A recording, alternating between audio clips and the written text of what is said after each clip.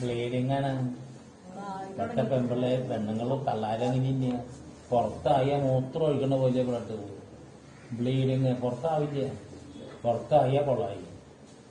പിന്നെ ഇംഗ്ലീഷ് മരുന്ന് ഉപയോഗിക്കരുത്. 2 ആഴ്ച മരുന്ന് കഴിക്കാതെ ചുരുങ്ങില്ല. ഭക്ഷണം എടുത്ത കയ്യെ ഒട്ടനെ അടി വയറ്റിൽ വെച്ച് അങ്ങോട്ട് നല്ല പ്രാർത്ഥിക്കാം. അപ്പൊ നിൽക്കുക. എന്നിട്ട് ഡോക്ടർ മലയാള വൈദ്യം കാണും. ലേഖയും ഗുളികയും കഷായം 2000 രൂപയും ഒരു കൂട്ട് കഴിയുമ്പോഴേക്ക് ഇത് സമാധാനത്തിലെത്തും. മലയാള മരുന്ന് അങ്ങനെ അയക്കുന്നത് കേട്ടുക. ഇംഗ്ലീഷ് മരുന്നല്ലാതെ അപ്പൊ ബ്ലീഡിംഗ് ആണ് എല്ലാവർക്കും ഉണ്ട്, വലിയവർക്കും ഉണ്ട്. കാലം മാറുന്നതിൻ്റെ അവകാശം. കുട്ടികൾ 8-9 വയസ്സാകുമ്പോഴേക്കും പുറത്താവില്ല. അതുകൊണ്ടുണ്ടാവുന്ന ആപത്താണ്. 16-17 വയസ്സായിട്ട് കുട്ടികൾ വയസ്സ് അറിയിക്കാൻ പാടുള്ളൂ.